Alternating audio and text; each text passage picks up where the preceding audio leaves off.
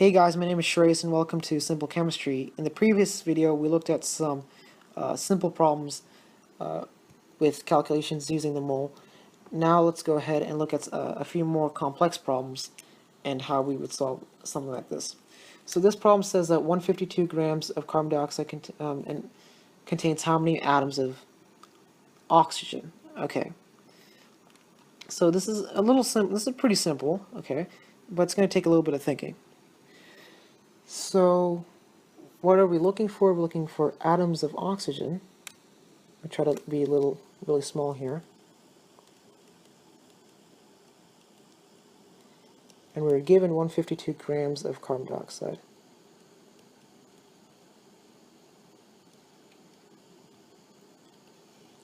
So let's think of our strategy here. So we know that in one molecule of CO2, we have 2 atoms of hydrogen, of oxygen.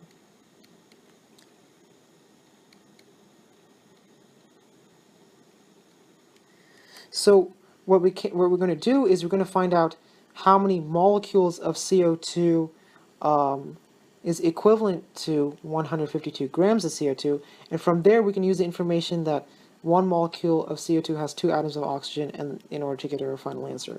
So let me show how we're going to get there. So first, if you wanted to get to molecules of CO2, look at this here. From grams, you're going to first convert it to moles, and then from there convert it to molecules. Okay, so in order to first convert to moles, you have to look at the molar mass of CO2. And let me go ahead and do that for you here. First erase this.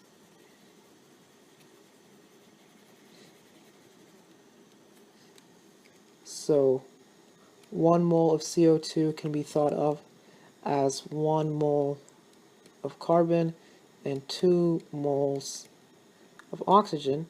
1 mole of carbon, if you look at the periodic table, the molar mass of carbon is 12.011 grams. The molar mass of oxygen is, if you look here, it's actually 15.999 grams. So if you multiply that by 2, you will get 31.998 grams.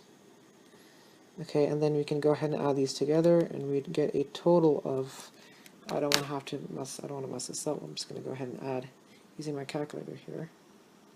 12.011 plus, let me turn the mode off. 12.011 plus 31.998. We get 44.009. 44.009 grams. So we know the molar mass of 1 mole of CO2 has a mass of 44.009 grams. Or better way of saying that is just saying the molar mass of CO2 is 44.009 grams. So now we're at moles of CO2. Let's convert this to molecules of CO2. So by just the definition of what a mole is, we know that 1 mole of CO2 is equivalent to 6.022 times 10 to the 23rd molecules of CO2. Okay? And then finally, one final step, we said that in 1 molecule of CO2 there's 2 molecules of oxygen, 1 molecule of CO2 there's 2 atoms of oxygen, so we can use that as our final conversion factor here. So 1 molecule of CO2 has 2 atoms of oxygen. So everything starts to cancel out. Grams of CO2 cancels out with grams of CO2. Moles of CO2 cancels out with moles of CO2. Molecules of CO2 cancel out with molecules of CO2, and we're left with atoms of oxygen. So now we can finally multiply this out here.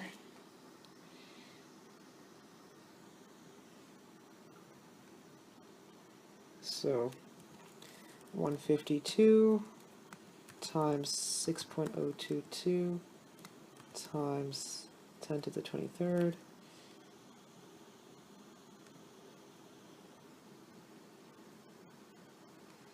Okay, times 2 divided by 44.009. And then convert that to scientific notation. So that's 4 point, this whole mess right here. Okay, and then if you look at significant digits, this one has 2, this number here has 2, this number here has 4. We're not going to look at this here because we know this is an exact conversion. You know, in one molecule of CO2 there's exactly 2 atoms of oxygen, so we're not going to look at these numbers here. So ignore these. So these are only 3 numbers we're looking at, this, this, and this. So this number has 3 significant digits, this one has 5, this one has 4, so we're going to use the smallest number, which is 3. So I'm going to round this down to 3 significant digits, 4.1, all this times 10 to the 24th. And when we do that, we will get 4.16 times 10 to the 24th. So that's our answer. 4.16 times 10 to the 24th atoms of oxygen. So really, these things take a lot of logic, okay? So we just had one little extra step here. So whenever you get a problem like this, don't freak out. Just think a little bit more, and you'll get it. Okay, let's go ahead and do one more problem for practice.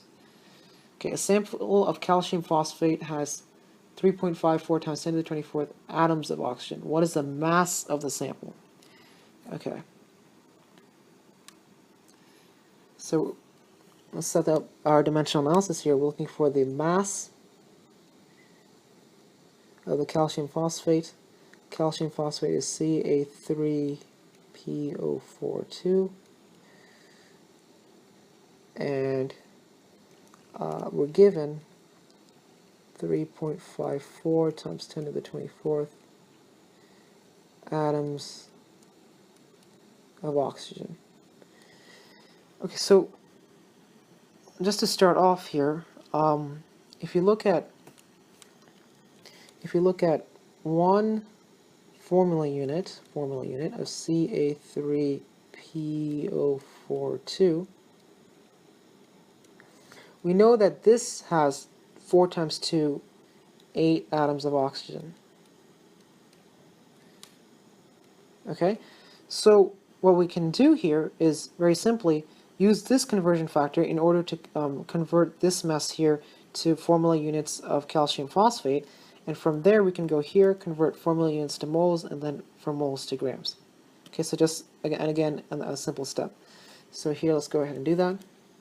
So again, from this information, we know that 8 atoms of oxygen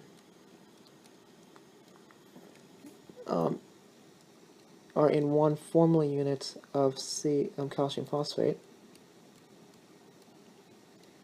And then this cancels with this. And keep going here. Get from formula units to moles, so they're in 1 mole of calcium phosphate. There are 6.022 times 10 to the 23rd formula units of calcium phosphate.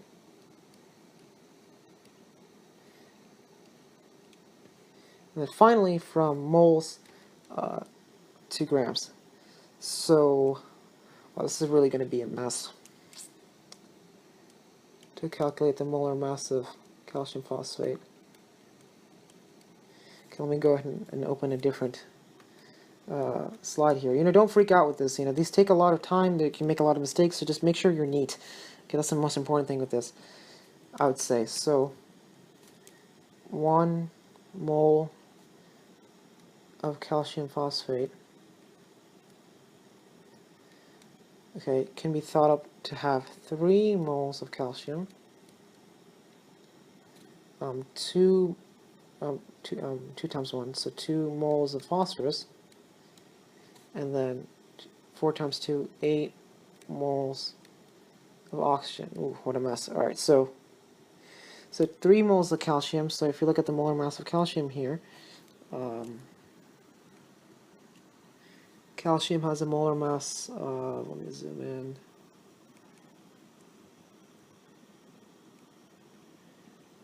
40.078. So 3 times 40.078 is this.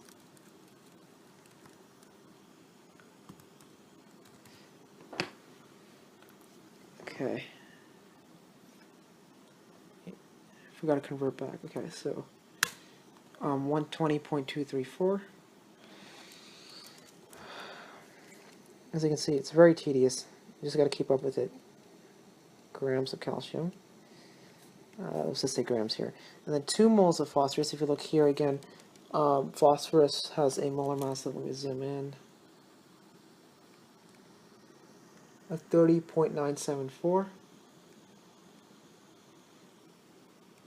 So we're going to have to take 2 times 30.974. And we'll get this 61.948. grams. And finally, 8 moles of oxygen. If you look here, oxygen, I know this from the periodic table, I just have it memorized. 1 mole of oxygen has a mass of 15.999, so 8 moles of it is 15.999 times 8. And get that 127.992. Was that 127? Yeah, 127.992. Okay, then finally add all of these up. 120.234 plus 61.948 plus 127.992 to get a complete total of 31.174. So the molar mass of calcium phosphate is 310. What was that number again? I forgot. 310.174. Oh my goodness. Okay, so 310.174 grams of calcium phosphate. Okay, and then let's look here. So we already looked at this. Formula units of calcium phosphate cancels out with formula units of calcium phosphate. Moles of calcium phosphate cancels out with moles of calcium phosphate, and we're left with what we wanted, grams of calcium phosphate. So now let's do the fun part. Multiply the top and multiply the bottom and divide. So at the top we have 3.54 times 10 to the 24th times this number here, 310.174. We're going to get that, and we're going to divide that by the bottom, which is just 8 times 6.022 times 10 to the 23rd.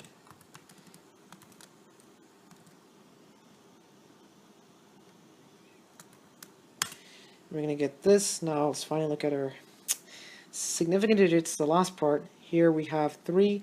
Again, this is a what we called an exact number, because we know that there's exactly 8 atoms of oxygen in 1 formula unit of calcium phosphate. So we're going to ignore that in our significant digit calculations. So we're going to just look at this number, and this number. This number obviously has a smallest number of significant digits, which is 3. So our answer is going to be rounded down to 3 significant digits. And when we do that, or when we round this to 3 significant digits, we're going to get 228 grams. So that's our answer. 228 grams of calcium phosphate.